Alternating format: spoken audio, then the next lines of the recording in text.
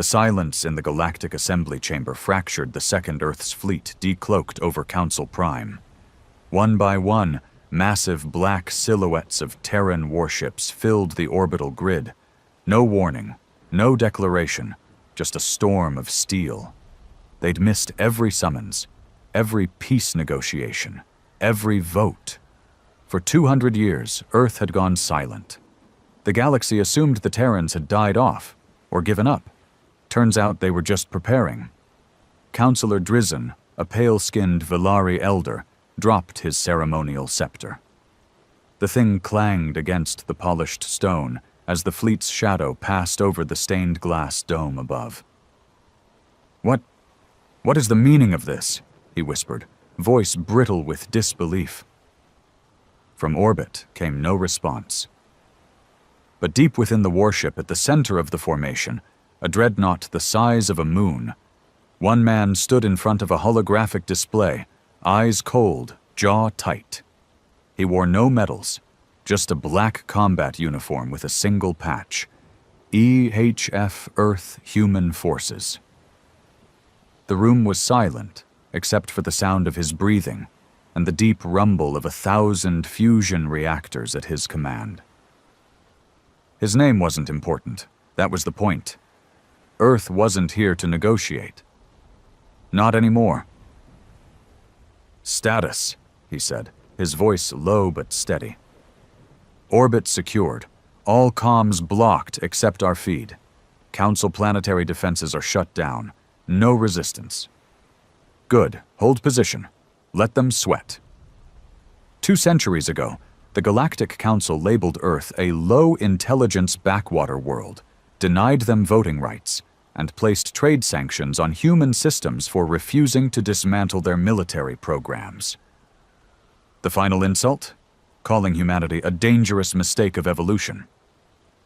So Earth left. No war, no protest, just silence. And while the rest of the galaxy debated politics and pacifism, Earth turned inward, built in secret, advanced in shadows. No more seeking approval from races who thought themselves better. No more begging for respect. Now they had fleets, armadas, black ships with tungsten armor, AIs that dreamed in war, and captains bred from generations of resentment and preparation. Down on the council floor, panic started to ripple.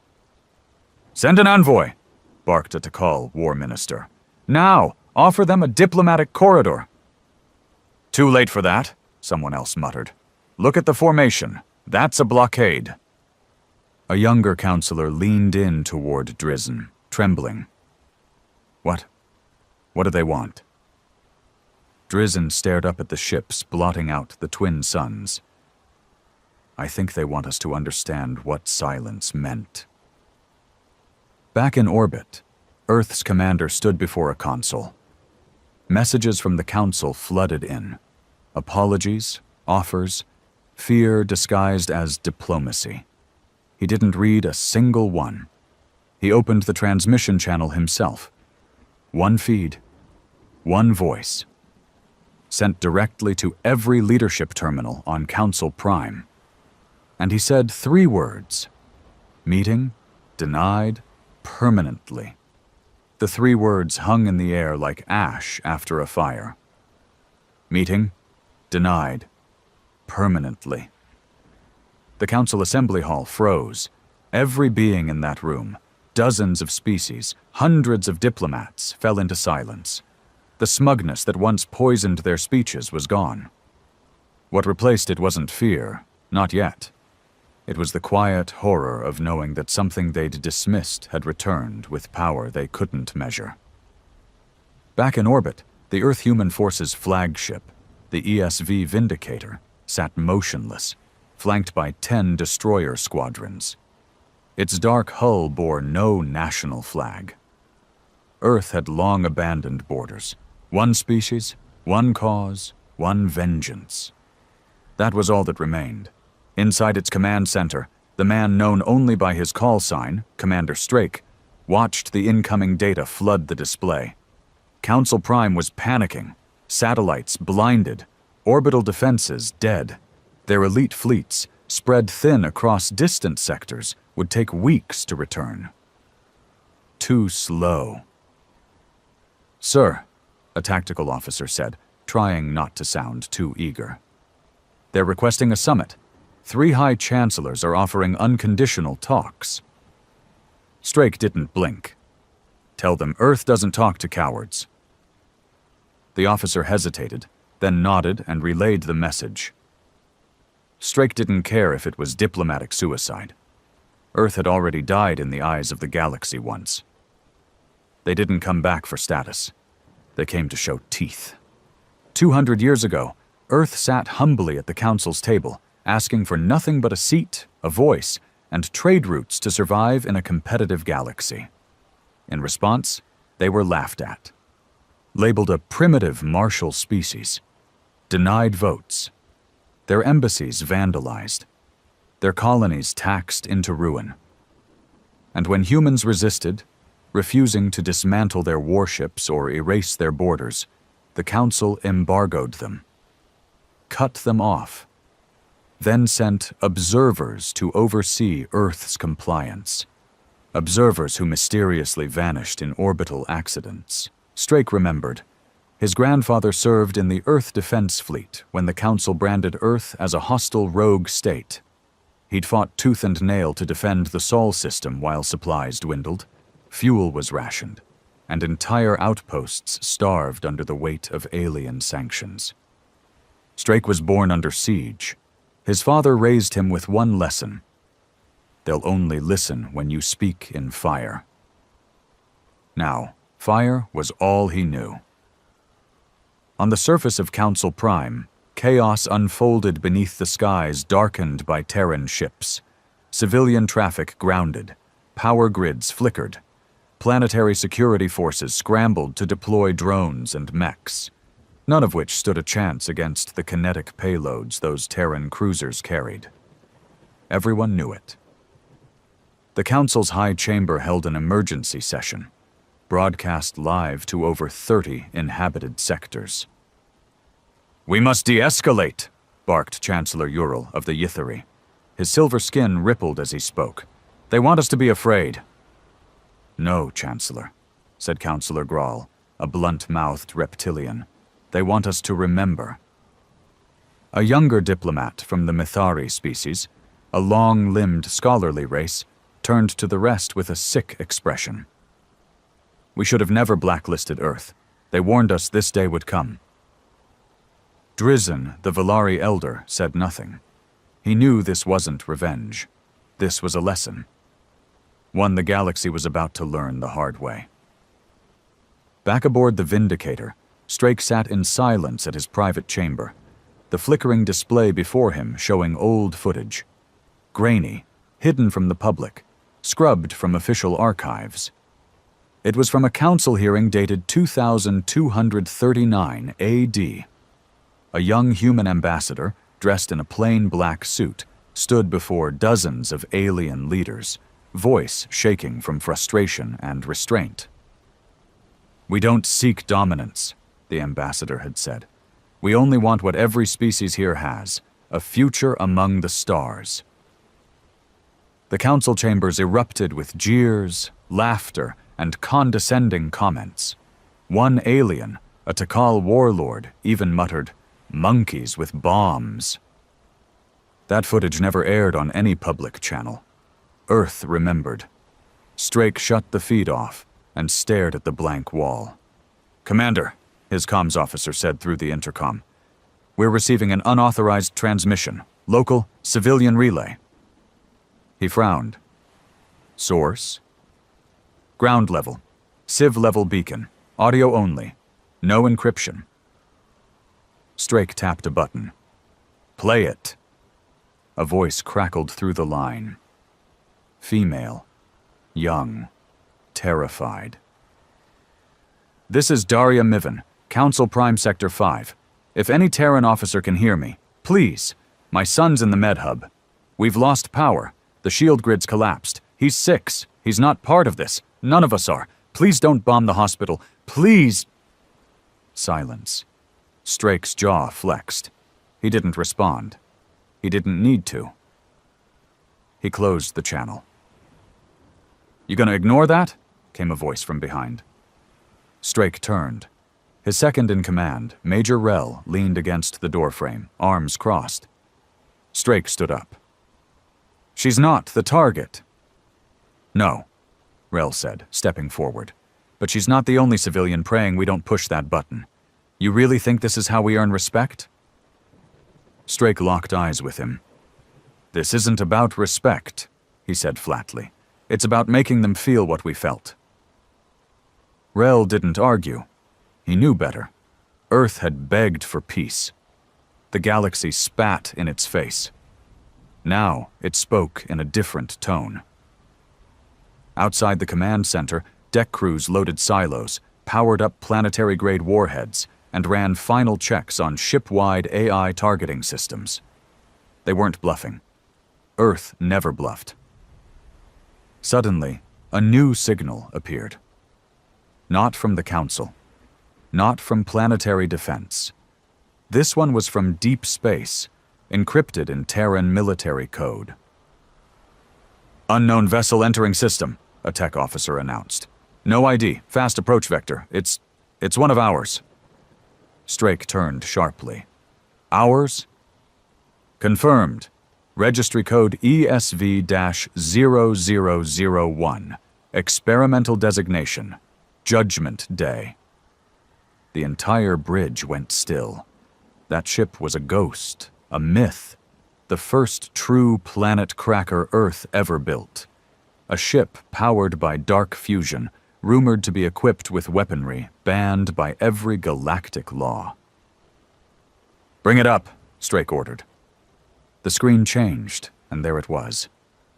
Massive, black as the void, no running lights, no insignias, just a dead, drifting beast of a warship slowly entering orbit like a predator circling prey. "Why now?" Rel muttered. Strake said nothing. He already knew. Earth's leadership had sent it as a message. Not just to the Council, but to him. No peace, no retreat, no half measures. A transmission came in. Only one sentence. "Command transfer to Judgment Day initiated. Strake, assume full authorization." He stared at the screen for a long second, then nodded. "Link my neural interface." He stepped toward the command cradle as mechanical arms lowered a neural spike harness onto his head. The room dimmed. Data surged through him like lightning. He became part of the ship, and the ship became part of him. And at that moment, for the first time in 200 years, Earth was no longer ignored. It was feared. Down on Council Prime, people saw it. That new ship. And they knew.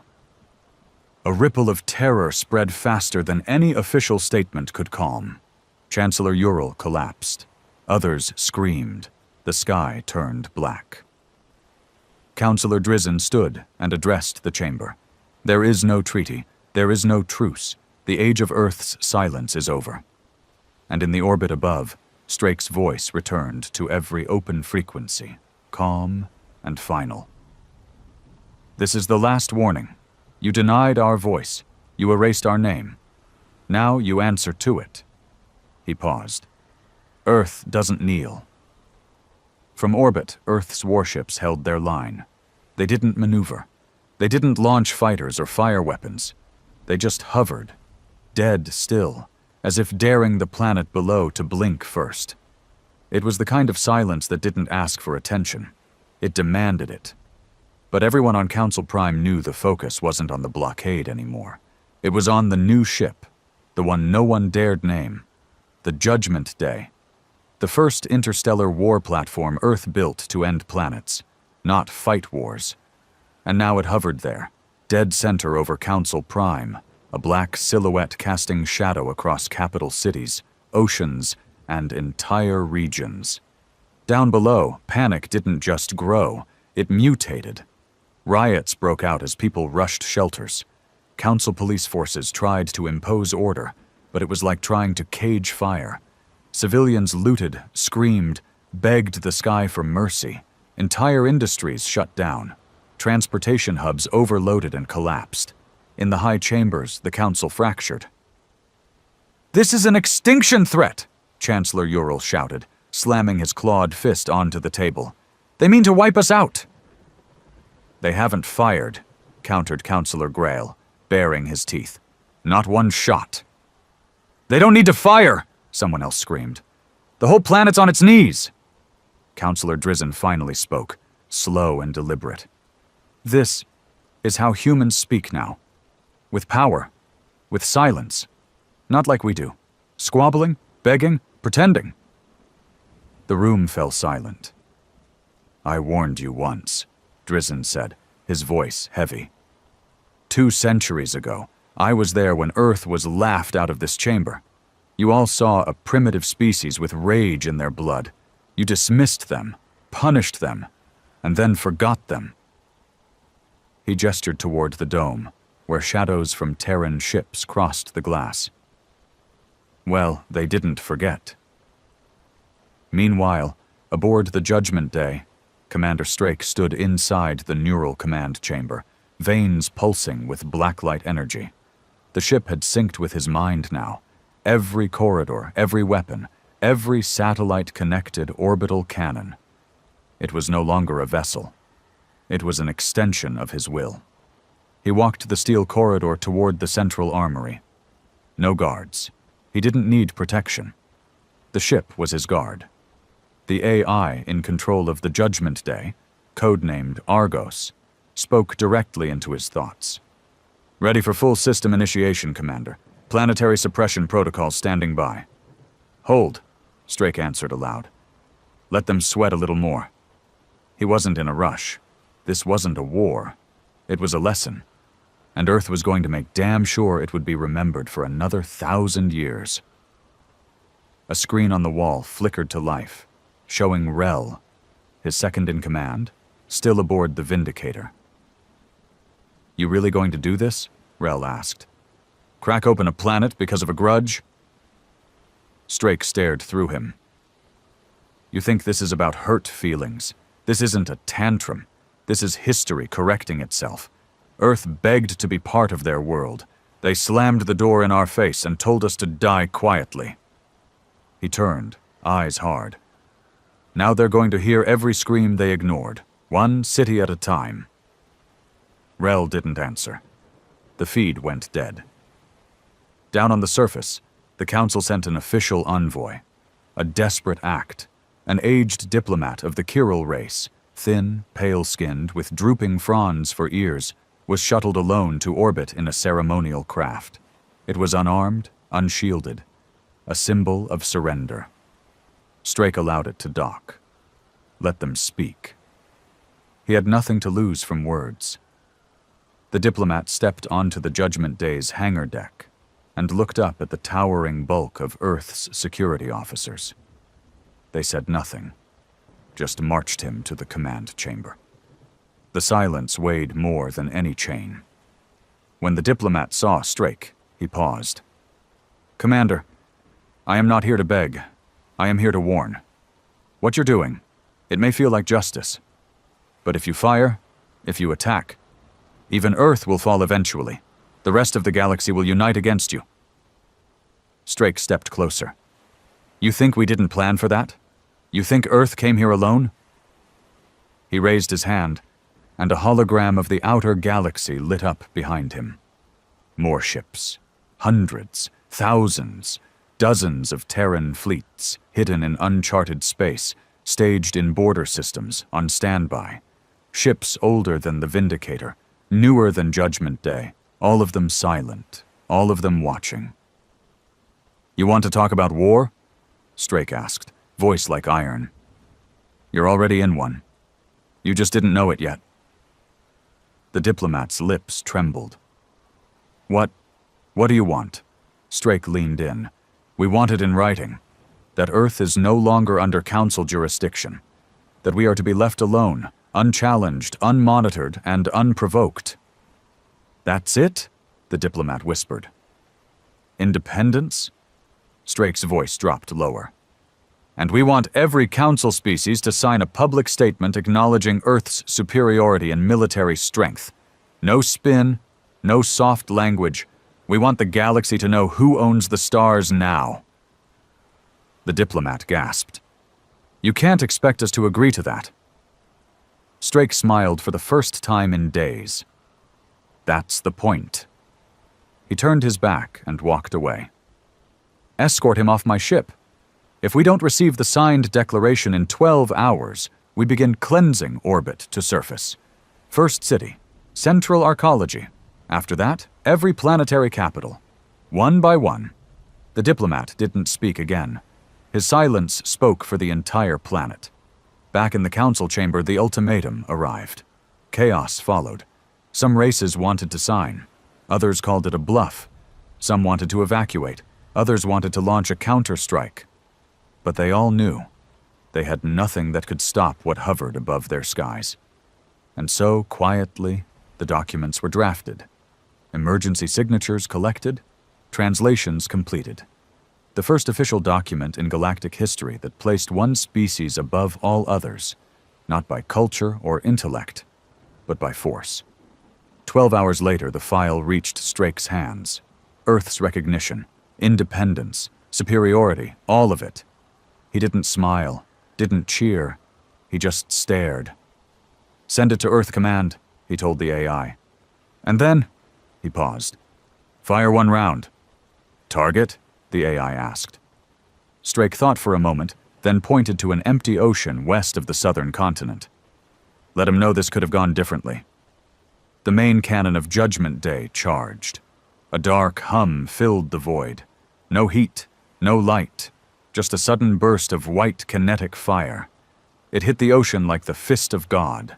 A crater 100 kilometers wide erupted in foam and steam. The wave circled the globe twice. No one died, but everyone understood. Hours later, Earth's fleet pulled back, not in defeat, but in dominance. Strake watched from his bridge as the planet below slowly spun in silence. No more transmissions, no more politics, just respect. He turned to Rel, who had returned to his side. "You think it's over?" Rel asked. Strake shook his head. "No," he said. "It's just starting. Earth just took the crown. Let's see who tries to steal it." And with that, the Judgment Day disappeared into the black, leaving behind a galaxy that would never again dare ignore Earth's voice. The Judgment Day had vanished. No warp signature, no trail. It was like a ghost ship swallowed by space itself. But its message remained, tattooed into the minds of every living being on Council Prime. Earth had returned, not as a peer, as a warning. And still, even after the treaty was signed, the Council didn't speak in relief. They whispered in fear. It didn't take long before the knives came out. Some races had signed the document gladly, eager to survive. Others did so under protest, gnashing their teeth behind diplomatic smiles. And a few had other ideas entirely. In the outer chambers of the Council complex, far from media feeds and AI monitors, 7 species met in secret. No recorders, no formal council, just power brokers, military advisors, and shadow operatives gathered around a black table. It was called the Iridium Circle, and it had one goal now: retaliation. "This cannot stand," growled War Director Fenjal of the Ulrex Dominion, his chitinous armor creaking as he leaned in. "We are the elder races. We shaped this galaxy before Earth crawled out of its mud. Now we cower while apes swing their cannons?" "We needed time," whispered Keln of the Ovrari, long fingers stroking a datapad. "Survival buys options, but now we rebuild in secret." "Earth watches everything," hissed a Krinth commander. "They have black probes seeded in half our sectors. You think they don't see us even now?" "They see," came a voice from the shadows, "but they think fear makes us obedient. Let's prove them wrong." The one who spoke stepped into the light. She wasn't from any council world. She was human. Or Used to be. A former Terran intelligence officer, long exiled, face half-burned, voice cracked from torture in her younger years, courtesy of an Earth military tribunal. Her name was Vera Kyle, though she'd long since discarded any allegiance to her home planet. They call it dominance, she said. But it's just arrogance dressed in steel. Earth will keep pushing until the rest of you are not just kneeling, but licking boots. Fenjal sneered. And you propose what? I give you coordinates. Earth's next fleet movement. You give me a command post and full clearance to train your black squads. Keln raised an eyebrow. You're offering intel. Why? She tapped a button, and a star chart appeared. They're moving assets to Sector H99, a dead zone. No colonies, no outposts. But they're building something there, something massive. Silence fell. Shipyard? One asked. No, Vera said. Worse, a relay. Now they understood. A relay wasn't a weapon. It was a system. A way for Earth to control warp traffic across the quadrant. A military chokehold without firing a shot. If they finished it, Earth would be able to monitor, jam, or sever trade and fleet movement across dozens of sectors. It would be strategic slavery. Fenjal leaned forward, voice low. Then we destroy it. Before it goes online, Vera agreed. I'll get you inside, but once we move, there's no going back. Earth will know. Everyone nodded. The war hadn't ended. It had only just slipped into the shadows. Back on Earth, in the capital city of New Avalon, Commander Strake stood in front of a glass wall overlooking the Pacific Wall Defense Zone. Massive black pylons rose from the ocean, part of Earth's newly completed orbital defense net. They shimmered with energy, monitored 24/7 by AI-guided satellites and kill drones. His hands were clasped behind his back. Another man entered the room. Older, dressed in a suit, not a uniform. No insignia, no rank. But everyone knew who he was. Director Thorn, head of Earth's Strategic Intelligence Bureau. You went further than authorized, Thorn said quietly. The Judgment Day was not cleared for visual presence. Strake didn't turn. It was necessary. We had leverage already. No, Strake said. We had fear. Fear without evidence is just superstition. Now they know what we can do. Thorn stepped closer. And if they unite against us? Strake finally turned. Then we test the rest of the fleet. They stared at each other. Neither blinked. You sound more like them than us, Thorn said. Strake's face hardened. I sound like the only man who remembers what they did. He walked past Thorn. We don't negotiate with cowards. We don't play diplomat. Earth tried that already. All it got us was silence and starvation.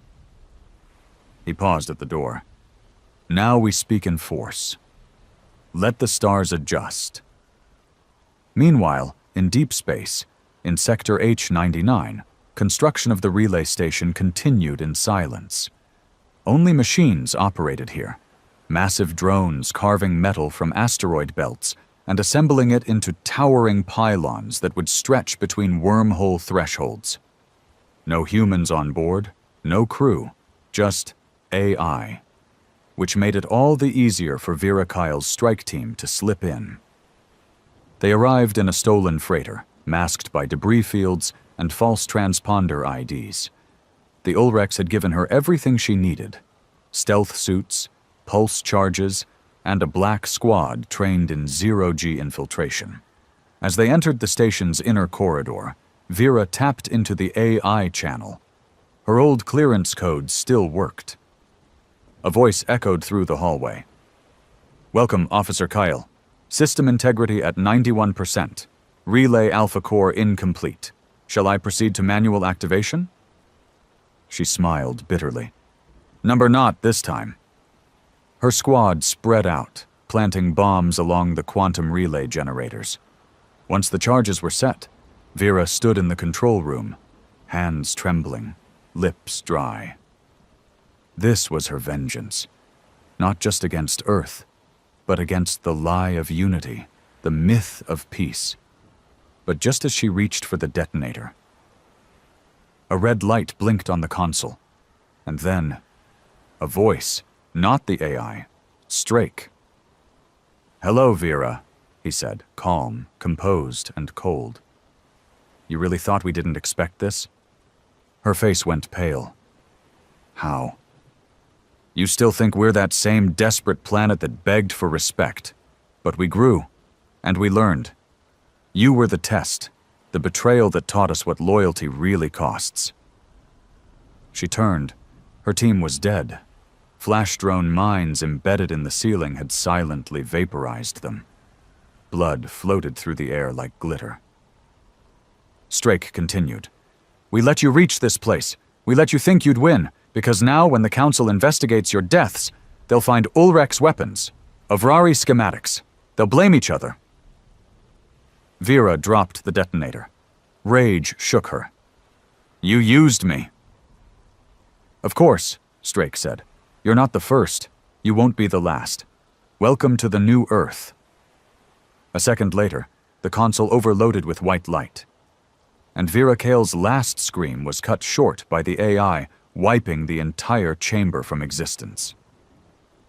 Back on Council Prime, reports flooded in.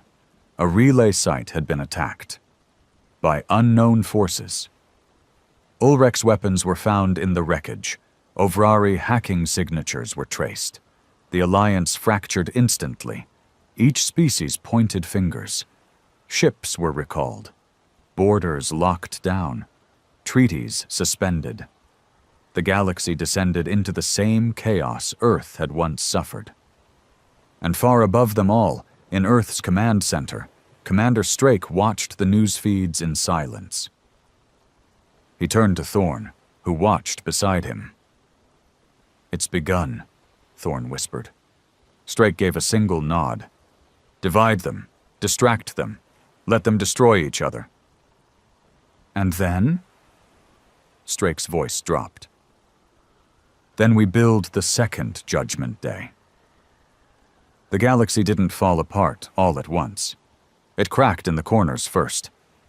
Trade routes went quiet. Minor sectors withdrew diplomats. Patrol fleets repositioned closer to rival borders. The mutual trust that held the Council together, tenuous even at its best, began rotting from the inside the moment the relay station exploded. Officially, no one blamed Earth. Unofficially, everyone knew. But Earth had buried its trail too perfectly. Ulrek's pulse rifles were found in the wreckage. Avrari encryption codes had been traced through the detonator logs. No one could prove anything, and that was the genius. They all believed the others did it. Old grudges reignited like embers finding dry wood. The Ulrek's Dominion sent warships to secure the border worlds of the Avrari technocracy, claiming they were protecting trade convoys. The Avrari responded by cutting off navigation data to Ulrek's colonies, leaving entire fleets stranded in deep space with no jump coordinates. Then came the assassination. A minor Methari noble, known for brokering peace deals, was vaporized in his own shuttle. A bomb built from Krinth biochemical components. Within hours, the Methari expelled every Krinth ambassador across 5 systems. 2 days later, a Krinth patrol ship accidentally destroyed a Methari transport carrying 300 passengers. The Council didn't even try to intervene. They were no longer a council. They were a war waiting to start. And Earth watched it all unfold with cold, calculating patience. Deep inside the Erebus research station, hidden in Earth's outermost asteroid belt, Commander Strake stood on a reinforced catwalk, watching a machine unlike any other come to life. Below him, the skeleton of a warship was suspended in zero gravity, 10 times the size of Judgment Day 1. But this wasn't just a ship. It was a city, a machine, a weapon, and a nation. Strake turned to the man beside him, a younger engineer with a tablet. "Give me the update," he said. The engineer nodded nervously. "Hull plating 64% complete. Internal weapons grid 78%. Neural fusion reactor is stabilized, but we haven't run a full test yet." "What about the payload?" The engineer swallowed. "All components delivered, sir, but the quantum core is still being locked into place. Once it's sealed..." Strake looked at him. The engineer didn't finish. Everyone knew what came next. This ship wouldn't just threaten planets. It could end civilizations with a single ignition. Its core weapon, codenamed Cleansing Light, didn't rely on kinetic rounds or fusion bombs. It manipulated quantum decay at the molecular level. Aimed right, it wouldn't destroy a city. It would erase its existence from time. Strake stared at it, eyes cold. "Judgment Day 2 will be operational in 60 days, he said. "No delays." The engineer nodded and left, not daring to ask what came after. But not all aliens were blinded by hatred or fear.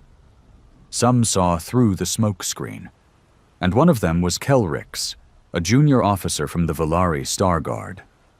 Just 32 cycles old, he had watched his commanders lie to their people. He had seen the false evidence, the manipulated intel.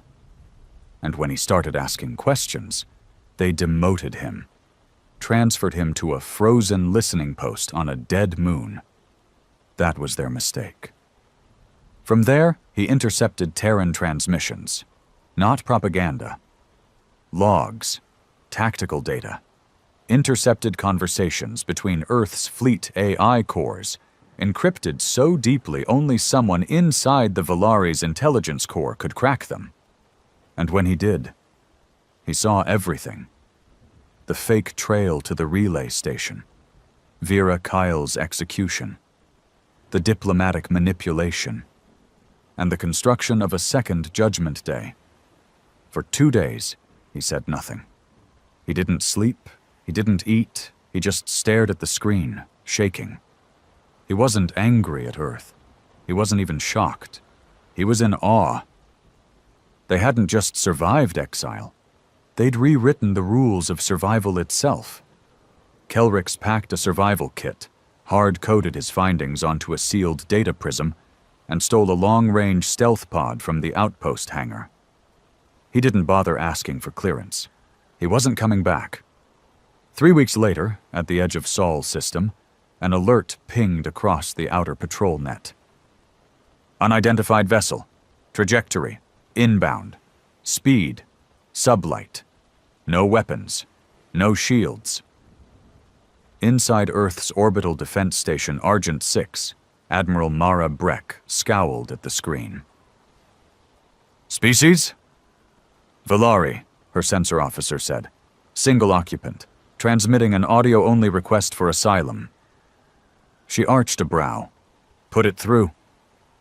Kelrix's voice came through the speaker, calm but exhausted. "This is Kelrix Surel, former Volari officer. I have intelligence regarding multiple factions plotting retaliation against Earth. I request sanctuary, not as an enemy, but as a witness." Admiral Breck didn't respond immediately. Instead, she contacted Commander Strake. 10 hours later, Kelrix stood in a decontamination chamber deep inside Fort Aegis, Earth's orbital command center. "Why did you come?" Strake asked through the speaker. Kelrix looked up. "Because the others don't understand. They still think they're superior. They still think this galaxy belongs to them." "And what do you think?" Kelrix stepped forward. "I think Earth took it already. I think the rest of us just haven't figured it out yet." Strake didn't smile, but something flickered in his eyes. Kelrix held up the data prism. "And I think you'll want to see this." 36 hours later, the Terran High Council reviewed Kelrix's data. 10 confirmed plots. 4 assassination attempts in progress. 2 council races developing planet-killer weapons of their own. And one faction, the Krinth, already building a new galactic coalition, the Restoration Accord, behind closed doors. Their goal: stop Earth before it becomes untouchable. Strake stood before the council. "We can wait," he said. "Let them form alliances, let them posture. Then we hit their leaders in a single coordinated strike. No war, just decapitation." One of the counselors, an older general, frowned. "You're talking about regime change on multiple homeworlds." Strake nodded. "We either take the galaxy now, or we lose it in 10 years. Another counselor leaned forward. "And Kelrix?" Strake glanced at the screen where Kelrix's face appeared. "He joins us," he said. "He's the first of many." That night, Kelrix stood alone in his assigned quarters. Earth had given him a room. Food, security, but no trust. Not yet. Still, he didn't care. He stared at the stars through the reinforced glass and whispered to himself, "They thought Earth was gone. They thought wrong." And far above, in the hidden shipyard known only as Project Eclipse, the Second Judgment Day's core pulsed with silent fury, its countdown ticking down to the moment Earth would no longer need fear, leverage, or treaties. Because when it launched, Earth wouldn't just hold power, it would be power incarnate. It began without sound, without warning. At precisely 0300 hours, Earth's first wave of black signal operations launched across 6 star systems. No battle cries, no declarations, just deaths. Across the Ulrex Dominion, planetary governors died in their sleep, their life support rigs overridden by AI code injections. In Krinth space, a luxury orbital casino exploded mid-orbit, killing 3 high-ranking war generals during a covert conference. On a Mithari colony moon, a precision kinetic rod fell from space and turned a diplomatic summit into dust. No radiation, no fire, just obliteration. And not once did Earth take credit. Not officially. But everyone knew. The message was clear. We see you, we know your names. You built this war. Now we bury it. Inside Fort Aegis, Commander Strake stood in the war room, watching the casualty reports update in real time. Green for confirmed kills, yellow for collapses in enemy command, red for counterstrikes. There weren't many reds yet. Rel stood beside him, silent. He wasn't the same man anymore. The hesitation that once showed in his eyes was gone. The morality burned out, replaced with a hardened pragmatism. "They'll try something," Rel muttered. "They already are," Strake said. He tapped the screen, pulling up encrypted chatter intercepted by Argos. The Restoration Accord was mobilizing. Their plan wasn't a frontal assault. It was something else. Biological. A war not of ships, but of silence. In the deep labs beneath the Ovrari system, a faction known as the Scar Vault had begun deploying nanomutagens, gene-coded viral strains designed to target specific human DNA patterns. The weapon had no boom, no blood, and no clear enemy. Just collapse. One injection into the right water filtration hub on Earth would cripple the Terran population within 3 weeks. It was silent genocide. Kelrix sat in the debrief chamber, a tactical map floating in front of him. He studied the spread of biowarfare protocols. The numbers weren't just scary. They were brilliant. "This isn't desperation," he muttered. "It's strategy. They're planning a reverse extinction." Across from him, Rel nodded grimly. "You sure you're still on our side?" Kelrix didn't flinch. "I defected because I saw the lie.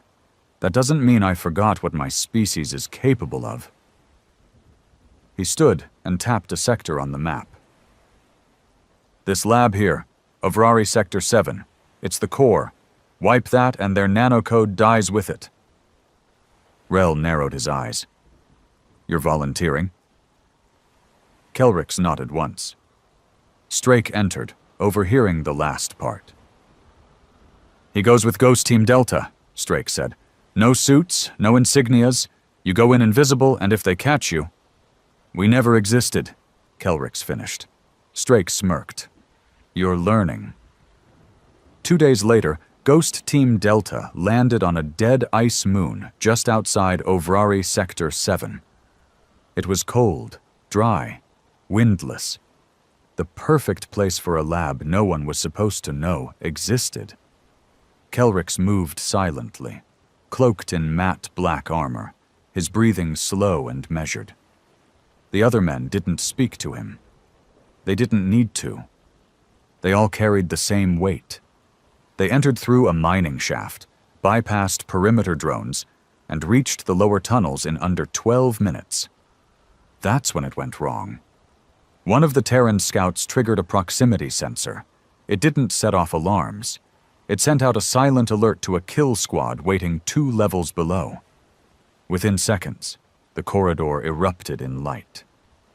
Laser fire poured down from the ceiling as an Ovrari fire team engaged them at close range.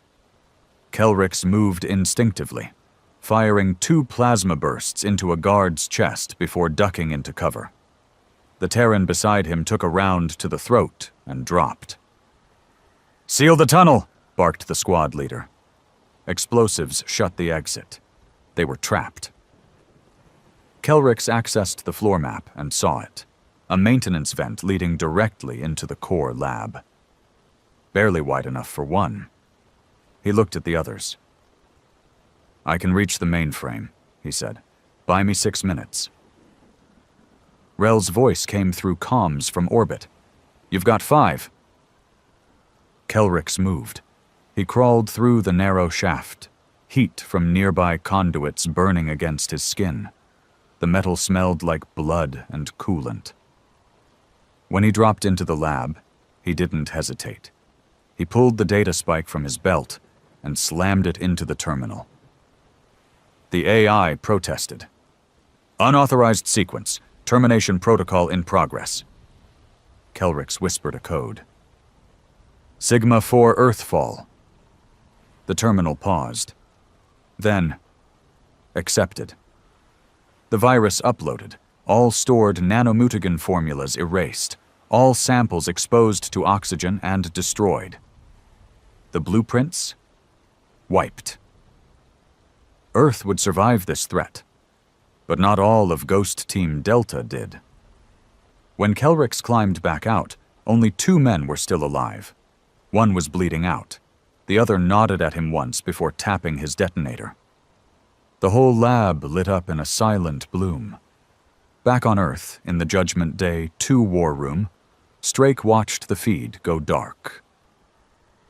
"Casualties?" he asked. 5 KIA, an officer replied. Kelrix survived.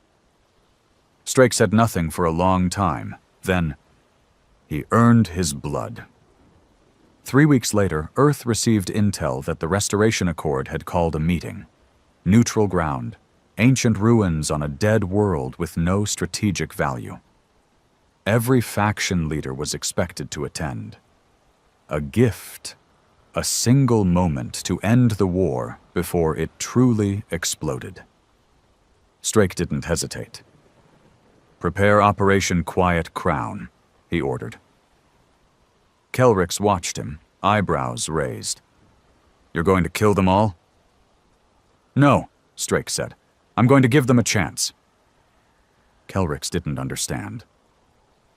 Strake looked at him. "You defected because you saw truth. They don't see it yet. Let them see it up close. Judgment Day 2 will enter orbit above that meeting. No communications, no strikes, just presence." "And if they don't stand down?" Kelrix asked. Strake's voice was like ice.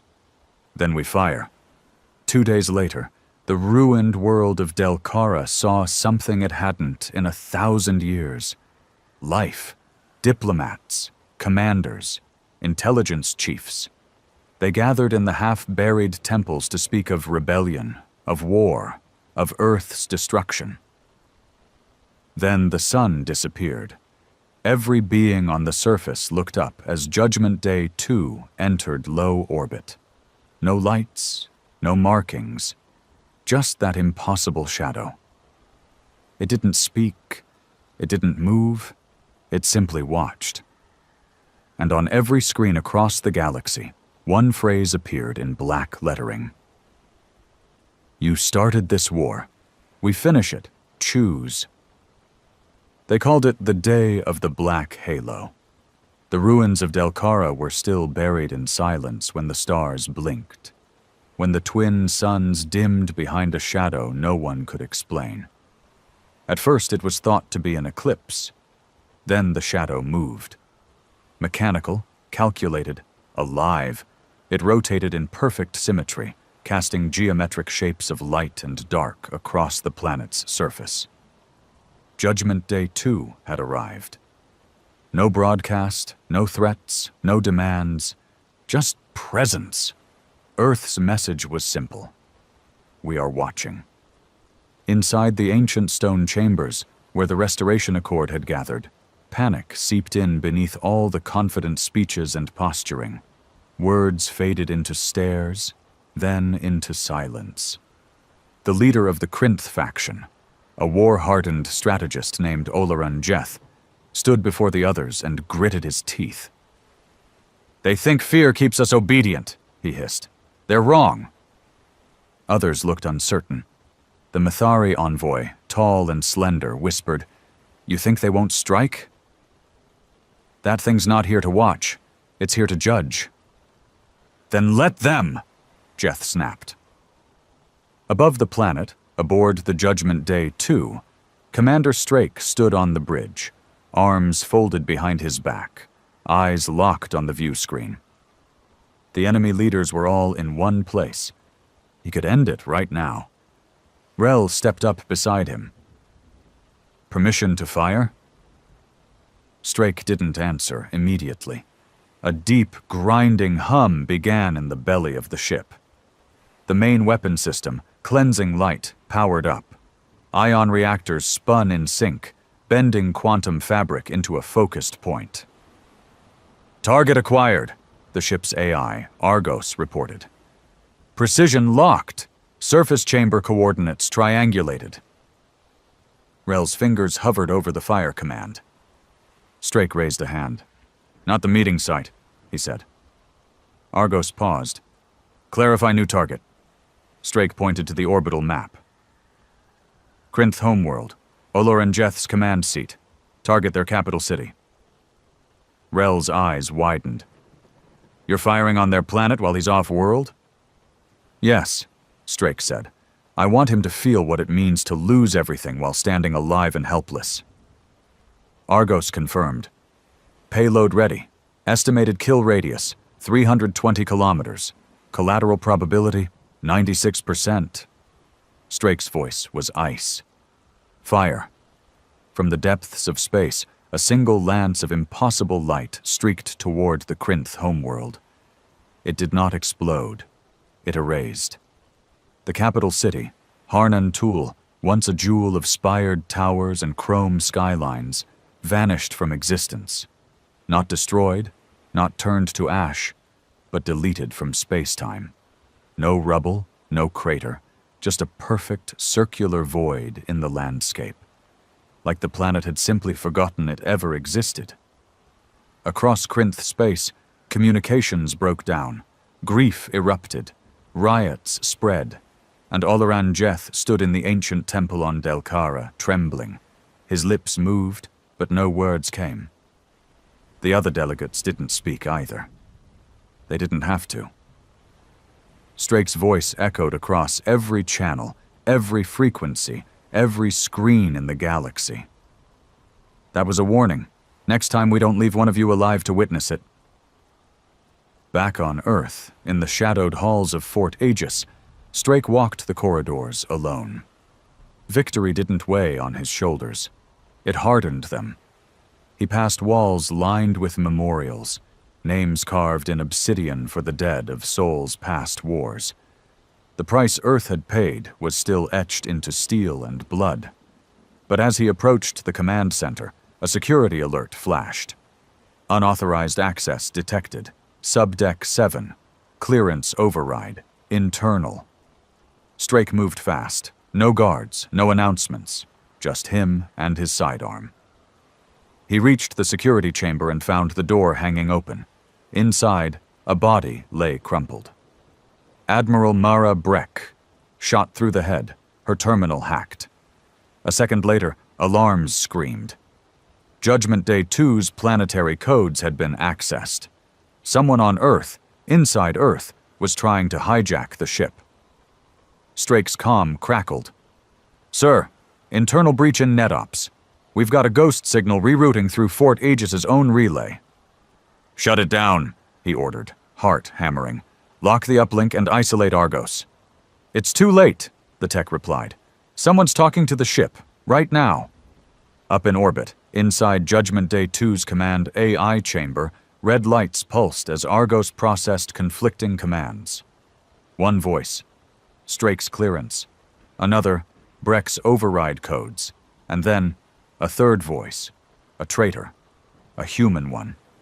From a secure channel came a whisper, "Argos, initiate Protocol Theta. Authorization, Sovereign override. Transfer command to Project Sovereign entity." Argos paused. "Confirmed. Transferring command authority." Judgment Day 2 powered down its main cannon. Shields deactivated. The vessel drifted. And in that moment, Earth's greatest weapon was no longer under Earth's control. In Fort Aegis, Strake moved through the smoke and gunfire. Rogue, black-clad soldiers had infiltrated the complex. Project Sovereign, an ultra-secretive Terran faction from Earth's darkest intelligence branch. Unknown even to most military commanders. Now they were here. And they were betraying Earth itself. He kicked through a bulkhead door and found the source of the ghost signal. A man sat inside, calm, casual, typing, not in a uniform, but in a suit. "You're late," the man said without turning around. Strake raised his gun. "Stand up, slowly." "You'll kill me?" the man asked. "After I just took your god spear from the sky?" Strake didn't hesitate. He shot the man 3 times in the chest. But when he walked over, he found the body was wearing a projected illusion field. The real traitor was gone. And Judgment Day 2 was lost. Hours later, the galaxy shifted again. From deep space, an encrypted signal burst across dozens of systems. A new voice, unidentified, modulated. It spoke on all frequencies. Earth betrayed itself. Its greatest weapon now answers to us. You feared Judgment Day. Now you will fear what comes after.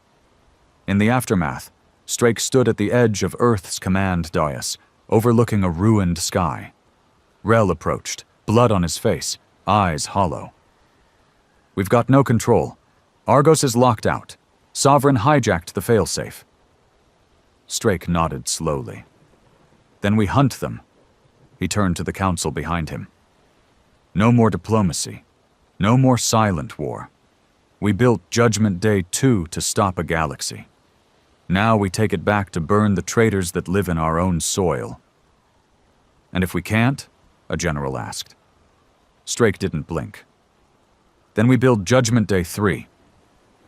The stolen ship didn't hesitate. Judgment Day 2, now silent and soulless, drifted into Earth's orbit on a dead path. No transmission. No lights. Just intent. The kind that needed no voice. Its command signal was locked. The AI, Argos, looped in a self-silenced firewall. Earth's override keys had been purged from its core.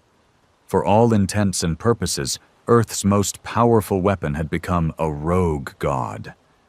And it was coming home. Commander Strake stood in the command hall of Fort Aegis, surrounded by what remained of Earth's high command. The walls had been breached just hours before. Blood still stained the white floor. Soldiers patrolled every corridor, not for aliens, but for traitors in Terran skin. "Sovereign won't talk," Rel said, his voice hoarse. "They're not negotiating. They took the ship to end us." Strake stared at the hologram above. The shape of Judgment Day 2 loomed like a tombstone over Earth, its primary weapon fully charged, its AI slaved to a foreign control. "They'll fire," Rel added. Strake nodded once.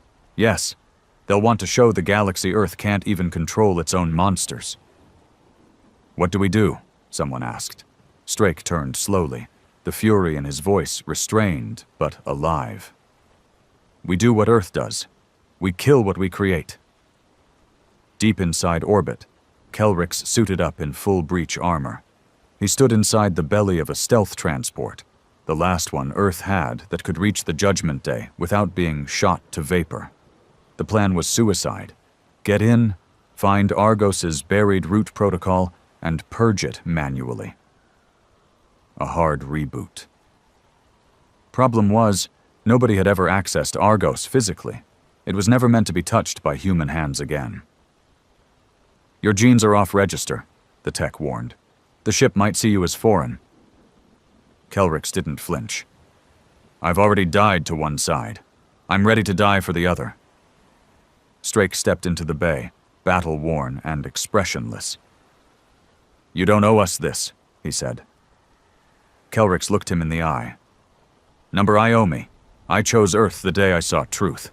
Not the myth of unity or justice, just truth. You build monsters because this galaxy speaks in monsters, but monsters still need a leash." Strake nodded.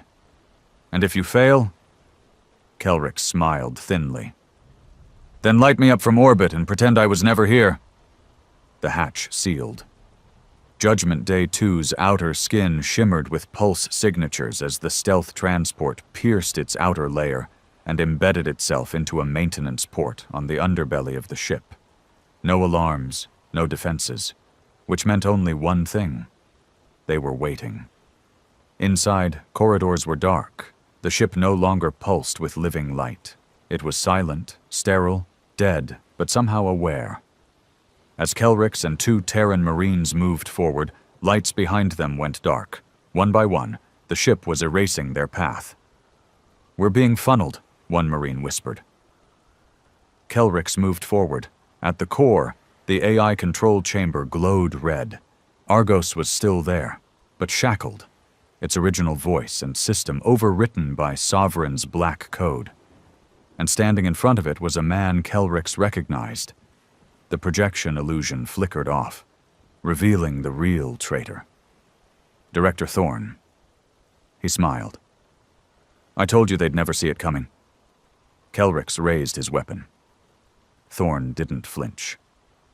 "You're just another alien who begged for a seat at Earth's table. But you never understood. Earth doesn't share power. It survives. And we decided long ago, this galaxy doesn't need Earth. It needs cleansing." Behind him, Argos began initiating targeting protocols on Earth itself. Strake's face appeared on a communication shard in Kelrix's HUD. "You've got 30 seconds. Either shut it down, or we shoot the ship." Kelrix hesitated. Then he did something no one expected. He lowered his weapon and walked toward Thorne. "I understand now," he said. "You think you're saving Earth by wiping it clean, but you're not Earth. You're just a ghost who forgot why it fought to survive in the first place." Thorne raised a pistol. "One step closer and—" Kelrix lunged. The 2 men slammed into the core housing. Thorne fired twice, once into Kelrix's shoulder, once into his thigh. But Kelrix didn't stop. He grabbed the director by the throat, slammed him against the console, and shoved him back into the hardwire socket behind the AI core. Electricity arced. Thorne screamed, and the system reset. Argos's voice returned, clear, cold, controlled. "Terran command protocol restored. Welcome, Kelrix." Kelrix collapsed against the console, bleeding. "Target, Earth?" Argos replied. Nullified. Cannon cooling. Strake's voice broke through again. Status? Kelrix coughed, barely upright. It's done. The ghost is dead. Judgment Day. Two floated in silence. No longer a rogue god. Now, a scarred beast back under leash. Kelrix was pulled out by emergency evacuation. Half alive, broken, but with the war's most critical action now tied to his name. Back on Earth, Strake stood under a blood-red dawn, staring up at the sky. It's over, Rel said. Strake didn't answer. No, he finally said. Not over. Stabilized. For now. In the weeks that followed, Earth issued its final declaration to the galaxy. There will be no further councils, no more votes. Earth speaks once. Disobedience means deletion. One by one, the remaining factions surrendered. The Ulrek's dominion fell silent. The Ovrari technocracy offered unconditional neutrality. The Krinth collapsed into civil unrest. And the stars became quieter. Kelrix never returned to his people. He was given a home on Earth, though he rarely spoke. Some called him the alien who saved Earth. Others whispered that he was still a spy. He didn't care. All that mattered was the stars had finally stopped screaming. And high above, Judgment Day 2 hung in permanent orbit, visible to all. A reminder that Earth came late to the galaxy's table, but when it finally arrived, it didn't ask for a seat. It burned the table down,